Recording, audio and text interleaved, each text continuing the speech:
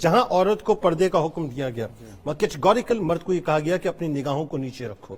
عورت کو بھی کہا گیا نگاہیں نیچے رکھو, مرد کو بھی کہا گیا, لیکن پردے کے ساتھ پیرلل جو اس کو یہ حکم دیا گیا کہ مرد کو چاہیے کہ اپنی نگاہوں کو نیچے رکھے. اچھا, جو عورت ظاہر ہے بے پردہ ہے, بے شرم ہے, بے حیا ہے, یا یوں کہیے کہ شرم و حیا کا دامن چھوڑ دیتی ہے, اس کے لیے وعیدے بھی تو ہے نا جی. اچھا, یہ وعیدے سن کے عورت کیا وجہ ہے کہ پھر بھی سنبھلنے کو تیار نہیں ہے اور کہتی ہے بلا وجہ مولوی صاحبان جو ہیں وہ ڈراتے ہیں دھمکاتے ہیں, ایسا کچھ نہیں ہونا؟ ذرا وعیدے بتائیے.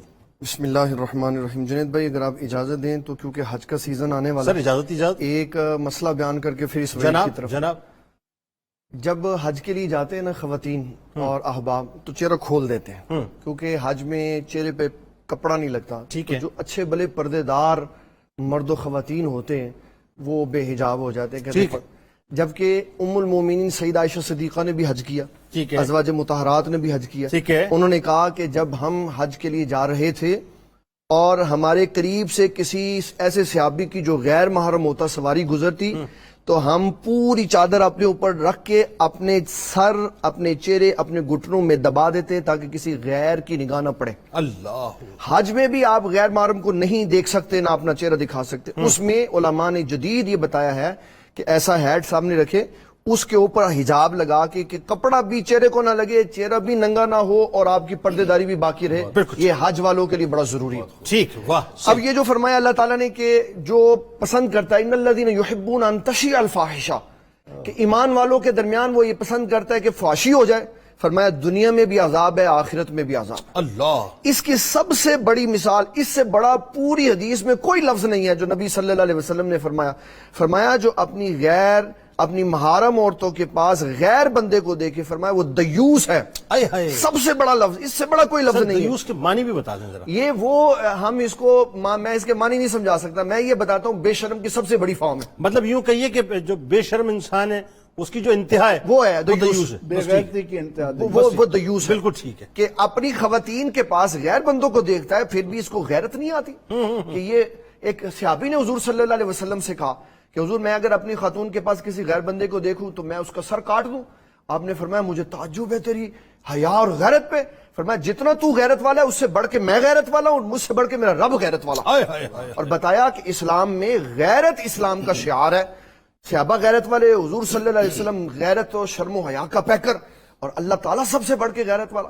اور حضور صلی اللہ تعالیٰ علیہ وسلم نے حولا کو یہ نصیحت فرمائی, فرمایا یاد رکھو جب تم اپنے حجاب کو کسی غیر کے سامنے کھولو گی تو اللہ تعالیٰ کی لعنت تم پہ برسنی شروع ہوگی. اور پھر نبی صلی اللہ تعالیٰ علیہ وسلم جب سفر معراج پہ گئے تو واپسی آ کے آپ نے ارشاد فرمایا میں نے جہنم میں ان عورتوں کو اوندا لٹکے ہوئے دیکھا ہے جو اپنا حسن و جمال غیر بندوں کو دکھایا کرتا. اللہ. پھر ایک اور حدیث اس میں آئی, نبی صلی اللہ تعالیٰ علیہ وسلم نے فرمایا قیامت والے دن اللہ لوہے کی کینچیاں دے گا ان خواتین کو جنہوں نے اپنا حسن و جمال غیروں کو دکھایا ہوگا, اور جس حصے پہ غیر بندے کی نگاہ پڑی ہوگی ان کو کہا جائے گا اس حصے کو اپنے جسم سے کاٹ کے الگ. اللہ, وہ گوندنے والی گنوانے والیوں کے اوپر بھی تو بڑی وعید ہے. ان کے اوپر بھی وعید ہے. پھر نظر کرنے والے اور کروانے والے, جنہوں نے دیکھا, جنہوں نے دکھوایا.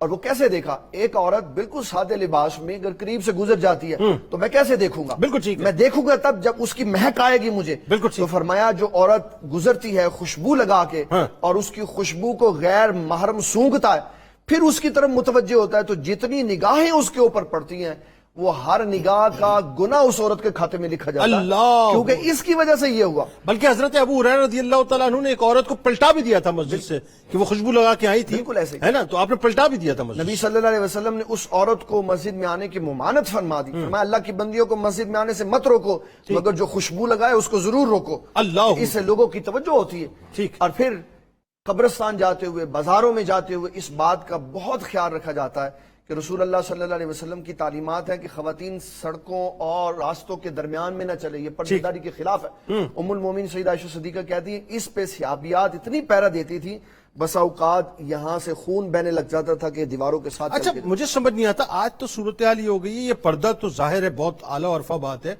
اب تو کپڑوں کا خیال خواتین کو نہیں رہا. اچھا, ایک تو وہ کلاس ہے جو کہ لٹرلی اس بات سے نفرت کرتی ہے کہ اس طرح کا پیران ہونا چاہیے, یہ پردہ, یہ حجاب, اور وہ تو ظاہر ہے مطلب وہ اسکرٹس اور مطلب اپنا منیز اور اس کے اندر جو ہے جینس اور ٹی شرٹس, مطلب اس کے اندر وہ رہنا چاہتے ہیں. یعنی وہی بات ہے, میرا جسم میری مرضی, جس طرح سے چاہوں استعمال کروں. ایک وہ خواتین کا طبقہ ہے جن کو یہ پتہ ہی نہیں ہے، لاشعوری طور پہ وہ ایسے کپڑے پہن رہی ہیں اور دوپٹے کا بھی اندازہ نہیں ہے ان کو، کہاں مطلب وہ گر رہا ہے، بازاروں میں گھومتی پھر رہی ہیں، ان خواتین کے لیے کیا کہیں؟ یہ جنید بھائی اصل میں نا گراس روٹ لیول سے ہوتا ہے. ٹھیک ہے. جب بچے چھوٹے ہیں نا تو اس کو ہاف بازو پہنا دیا. اب جب یہ بچہ اور بچی بڑی ہوگی تو اس کو کیا پتہ چلے گا شرم و حیا کیا. ٹھیک ہے. جب بچے چھوٹے ہوں ان کو پورا لباس پہنائیں، تب چھوٹا سا اس کو سکاف دیں تو اس کو پتہ چلے یہ ہمارے مذہب کا حصہ ہے. ہمارے جو ڈراماز چل رہے ہیں اس کے اندر دوپٹے کا کانسیپٹ ختم ہو چکا بالکل ختم ہو گیا، اور بتاتے ہیں کہ یہ دوپٹہ لازمی نہیں ہے. تو جب ہم یہ سارا کتنا بڑی تبدیلی آئی ہے کہ ضیاء صاحب کے دور کے اندر مجھے یاد ہے اچھی طرح سے کہ پی ٹی وی پہ نیوز کاسٹر کے لیے مسٹ ہوتا تھا کہ وہ دوپٹہ لے کے نیوز کاسٹنگ کرے گی، اور آج صورتحال ہے کہ جو نیوز پڑھنے والی ہے اگر وہ دوپٹہ لے تو اس کو ڈسکارڈ کر دیا جاتا ہے، فارغ ہے وہ. تو یہ تہذیب ہے نا، یہ کلچر ہے ہمارا جو دکھایا جا رہا ہے. اور اگر ہم اپنے بچوں کو یہ دکھائیں گے تو حیا کا تصور آنے والے وقت میں بالکل ختم ہو جائے گا.